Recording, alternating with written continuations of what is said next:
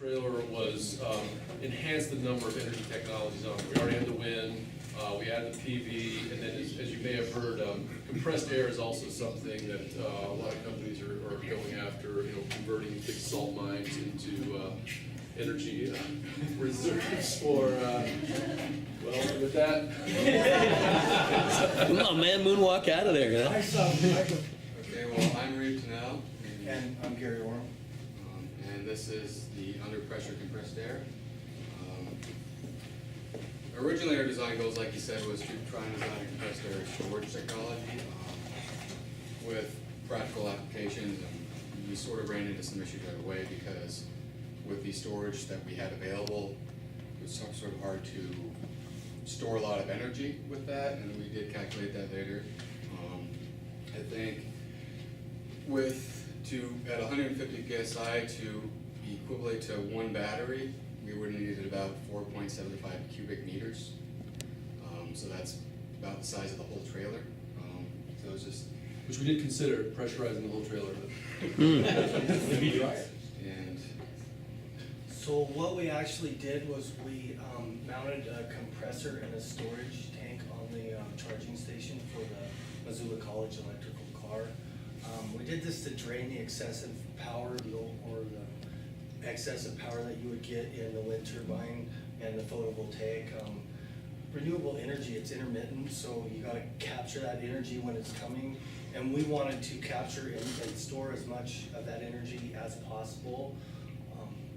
We found out later that it would be relatively almost impossible for us to capture enough energy to make it matter, so we had to figure out a system that would store more energy and then be able to use that energy later.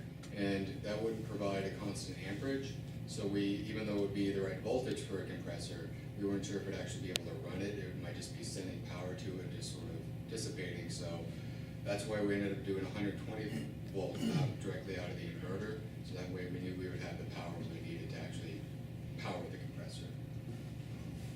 And that sort of added some complexity because then we had to monitor the battery levels and create a circuit to do that. A little literature review on this. Compressed air is not really a new technology. It was first used in 1970 in Germany, and again in 1991 in McIntosh, Alabama. In both of these systems, it's a nuclear power plant.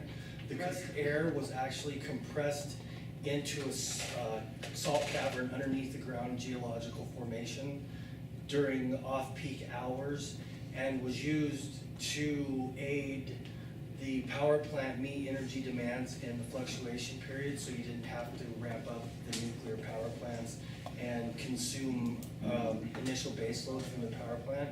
The benefits was this was a quick startup. The supply power demanded or provided the fluctuation and kind of leveled off the power. The downfalls of it is that natural gas was used. Compressed air is also used to aid coal-fired power plants. In this system, it's not used to level off the fluctuation of the actual power demand from the consumers. It is used during downtime for the coal factory facility to be down. Coal's, even clean coal, it's pretty dirty. You got flue gas, you got scrubbing chambers, you've got all the mechanisms, components, and working parts, and it's kind of hard to get to these working parts when the actual plant is operational. Kind of hot, some of them are. So they would shut these plants down and use the compressed air that they had compressed in off-peak hours in the salt caverns and pump them through the natural gas turbine and supply the energy to the public so that they were meeting the demands and still being able to lengthen the life of the coal-fired power plant, because it actually aids efficiency, because the cleaner one of these plants are, the better they operate. In renewable energy, compressed air storage is used in tandem with wind farms and photovoltaics. Like I mentioned before, renewable energy is intermittent, and it's kind of hard to capture this energy if the wind's not blowing, if the sun's not shining. So when it is shining, it's hard to store the energy, which is us to the next slide. The development of compressed air storage systems need to be very large. You need a lot of space to have these. That's why they're locating them underground, because if you put this huge tank on the surface, it's a pretty big eyesore that people are gonna complain about. Underwater storage bags, kind of a plastic bag they're inserting in lakes and oceans to kind of broaden the horizons, the use of compressed air, but it's still in the development stages at the moment. Presently, the best available use of the compressed air storage systems is in pumped hydro, used to drive water up a hill and then gravity roll it back down through a turbine. Earlier, our task was, try and come up with the optimal configuration for what we're gonna do. A lot of this just came down to shopping around for compressors. Surprisingly, we couldn't find just a compressor easily available in the market that could fill a, like a propane tank or something else like that. All we could find is sort of truck compressors made for, big semi trucks to, power their compressors. And they usually had a pretty small size limit for the tank size they were rated to fill. Largest one we found was like 5 gallon, and then after that they said it would just start running down the compressor too quickly. And then designing the containment unit was, and he can testify to this more, was pretty hard because the trailer sort of juts out and it's not a square system. We ran into a few unforeseen complications that we didn't take into initial planning. Most of the metal that was used is recycled metal from other projects that I cut away and fabricated to fit into the little confined space that we had. because Arduinos are not powerful enough to usually power a relay, which can handle 120 volts, especially at the amperage we were looking at.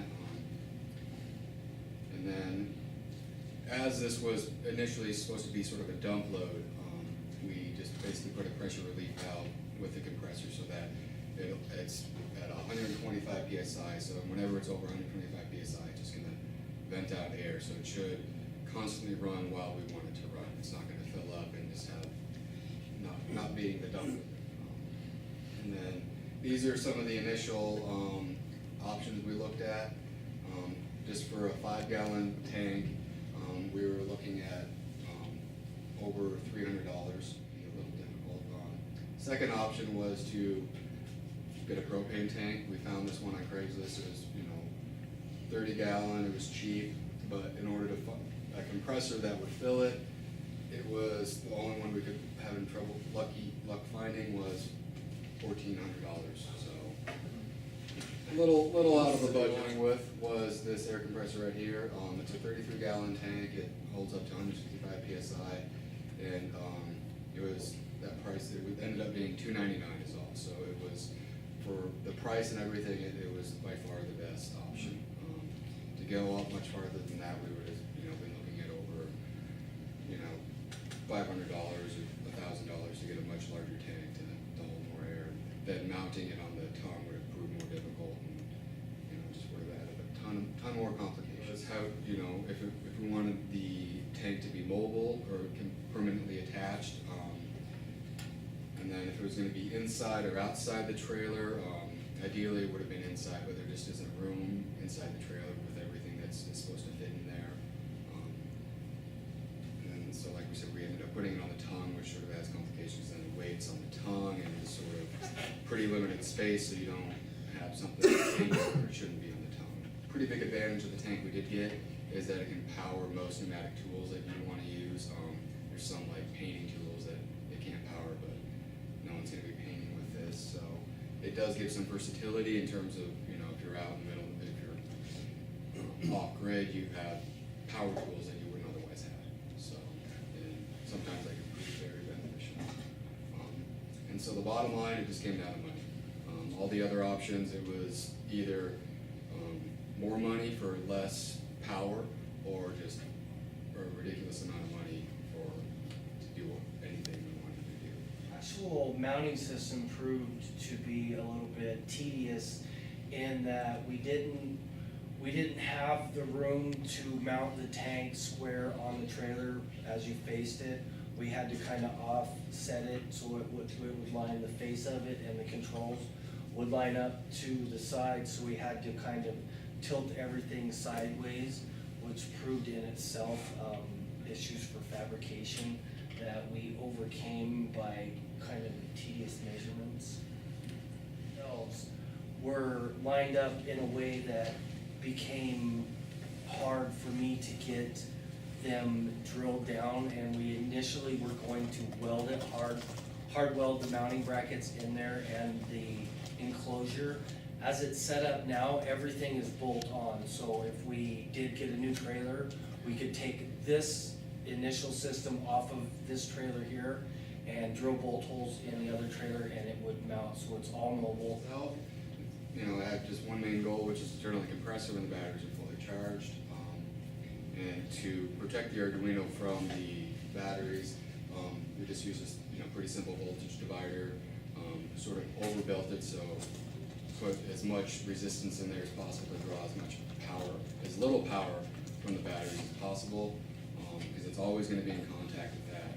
So it's always going to be drawing a little bit of power, and there's some, you know, it's in the microwatts, so it's very, very little power. And then afterwards, when it reads that, the Arduino sends out a 5-volt output through a transistor, and once that transistor is open, it completes a circuit which closes a relay, which that relay then fully powers the outside output. Completed schematic. Ended up being a little more difficult than I thought it would be, just to try and get an Arduino in there. A lot of the software I found didn't have Arduinos usually available. Then I sort of custom made one online, and it didn't save correctly, and I lost it all. And then so I spent a little while trying to find software to fully do it, and then ended up finding this open source one online that instantly had everything I needed. So at first I set it all up and tested if the theory would work and if the software was working as I intended. And had, you know, a few difficulties with that, just not knowing the code well enough, but it wasn't too hard. And then biggest trouble with wiring it all up was there's just a lot of wires, and I quickly realized why there's easy connections for computers, because it's just messy, and I wish there was just, you know, 8-pin connector I could have. Where he come out with, just to fill the amount of air into a storage compressed tank that one of the lead batteries out there would hold, we would need approximately 4.75 meters squared, which is about as big as the inside of the tree. This is the housing I eventually found. Like I said, it was about $7 at Lowe's. It was pretty simple.